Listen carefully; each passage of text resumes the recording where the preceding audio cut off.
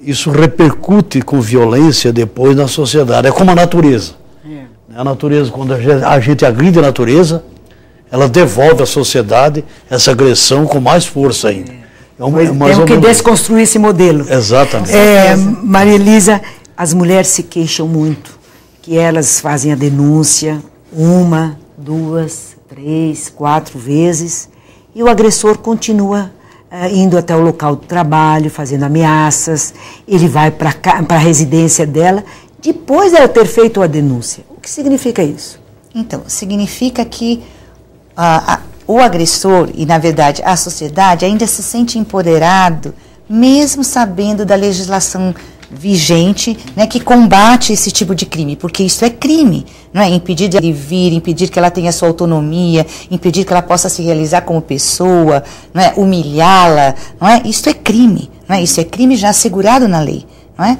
Então, o que acontece é que muitas vezes acontecia, né, que a mulher às vezes fazia a denúncia e não representava. Quando ela não representava, isso significava que o processo não iria adiante. Agora, com essa nova atenção do Supremo, não é, diz que e não vai mais exigir essa representação. Eu creio que isso é uma forma da legislação e do poder público reconhecer, não é, de que não pode deixar isso na mão da mulher. Se isso é um crime, não é? E se foi informado como crime, ele precisa seguir à frente para que o agressor tenha consciência de que ele está cometendo um crime. Né? A ideia você acha que é só a prisão? Não, exatamente, isso que eu estava complementando. Aí não é só punir, por isso que a Lei Maria da Penha ela é espetacular, porque ela está preocupada com a prevenção, ela está preocupada com o atendimento à mulher que sofre violência, está preocupada com os filhos,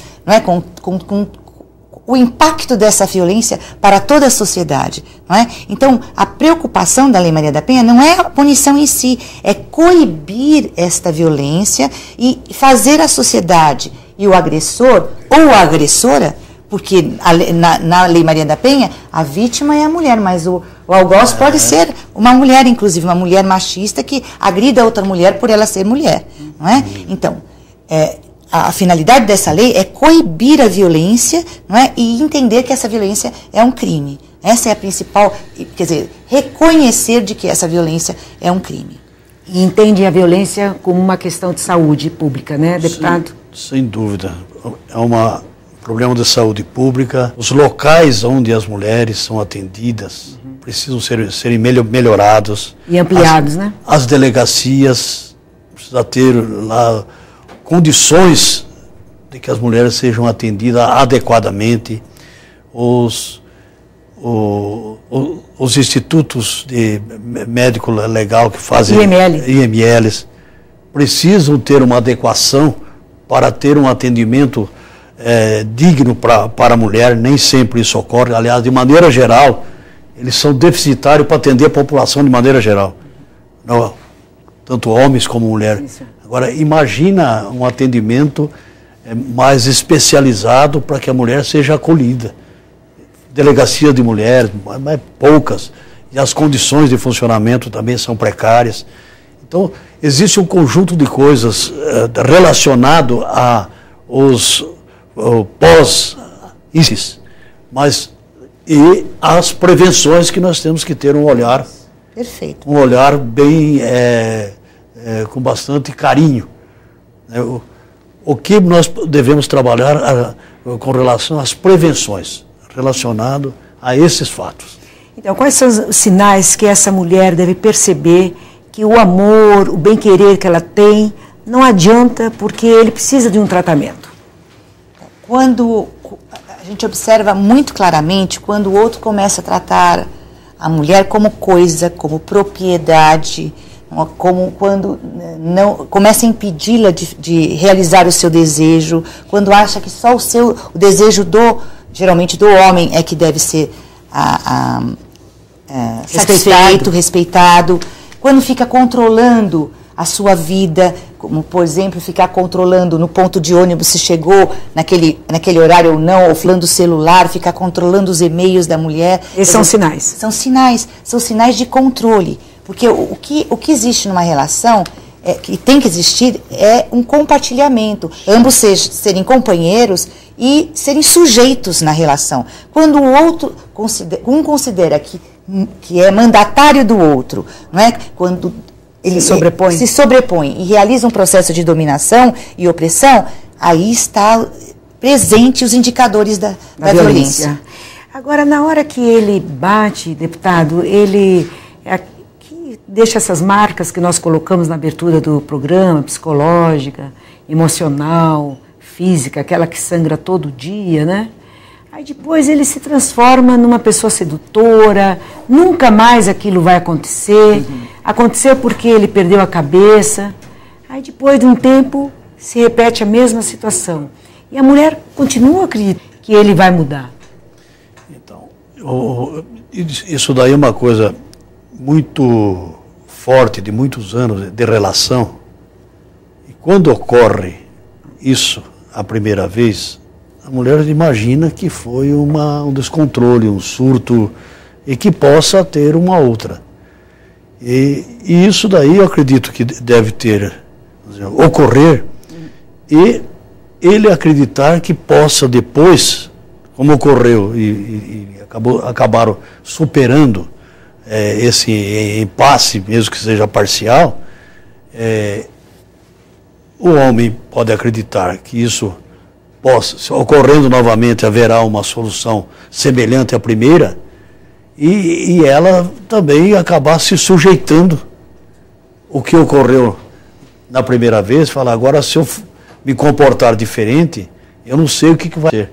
Então começa a criar uma espécie de uma sistematização, de uma norma, e que isso aí é ruim, né? De qualquer forma. E cada vez... Quando a gente fala, é muito difícil falar desse assunto, porque envolve uma relação pessoal, de parceria íntima, né? Psicologia, né? Envolve uma coisa que quem está de fora tem muita dificuldade, até que se fala briga de marido e mulher, tem até acreditado. Ninguém mete a colher, né? Mas já betemos. Mas nós temos que ter essa preocupação, né, de que as pessoas precisam ter um esforço grande de ter uma relação civilizada, de respeito mútuo.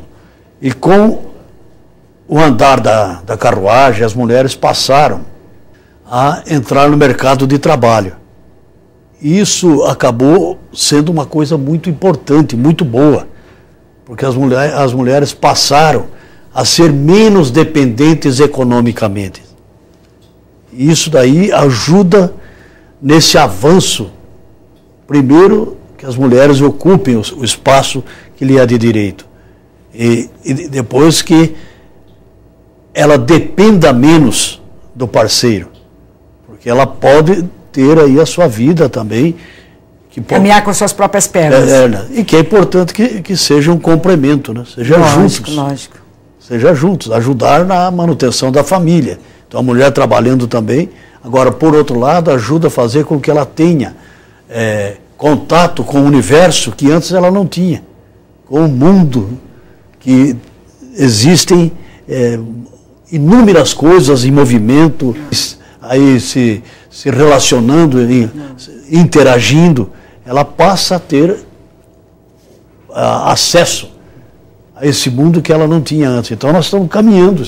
Essa conquista que o deputado coloca da mulher, de hoje participar das atividades no mercado de trabalho, hoje 35% das mulheres brasileiras são provedoras do orçamento do lar, são chefes de família, porém ainda elas continuam apanhando dentro de casa. Mesmo não dependendo, porque antes nós achávamos que era uma questão da dependência econômica. Não é só. Não é? E mesmo assim, continua. E o deputado colocou muito bem, quando o homem impõe a sua posição, essa mulher começa a se anular, não é? Ela perde a sua identidade, ela perde a sua força, ela começa a ter muito medo. Não só ela, as crianças, o núcleo familiar fica marcado por aquela dominação do medo. Com certeza. E por isso que é tão difícil ela romper, não é? Então, o cenário que vocês construíram aqui demonstra o quanto é difícil uma mulher romper com a situação de violência. Tem uma autora, Eliette Safiotti, que diz que quando para a mulher romper com a situação de violência, ela não está só rompendo com o seu agressor, ela está rompendo com toda essa estrutura, não é, machista, patriarcal de tantos milênios, não é? Para conseguir romper com este homem. Por isso que é tão difícil. Ela tem medo, ela tem receio, todos os desejos, todos os sonhos dela, ela vai romper com tudo aquilo, porque ela projetou naquela relação a felicidade e que ela não mais consegue visibilizar nem conquistar no seu cotidiano. Não é? Então é muito difícil uma mulher romper com a situação de violência. Por isso que precisa de uma política de atendimento que envolva uma série de serviços, como o centro de referência, do qual o caso ele é um deles, não é? Para que possa ajudar essas mulheres a reconhecerem a violência que sofrem, o grau de violência que sofrem, romperem o medo, construírem autonomia, se fortalecerem, se construírem como sujeito de direitos e aí se emanciparem e poderem ser felizes, até com eles, se eles quiserem se modificar. Se tratar. Exato. Deputado, como é bom uma mulher na hora desse desespero, desse desrespeito, dessa humilhação ser acolhida pelas políticas públicas do nosso Estado, do nosso país. Eu fico assim contente de, com as limitações que nós temos, a gente poder contribuir, ter essa preocupação e saber que se nós não tivermos um compromisso dessa mudança, a sociedade continuará sendo violenta. Isso. E todos nós vamos perder. Com certeza. Então nós precisamos trabalhar de forma juntas, homens e mulheres, para vencer esses obstáculos, isso, todo esse conservadorismo e esses desvios, os mais variados que nós presenciamos na sociedade. Deputado, muito obrigada pela sua participação no programa Tribuna da Mulher. É como o senhor coloca, é uma luta de homens e mulheres por uma sociedade sem violência. E a você, muito obrigada pela sua participação no programa Tribuna da Mulher. É você, telespectador, até o próximo programa Tribuna da Mulher.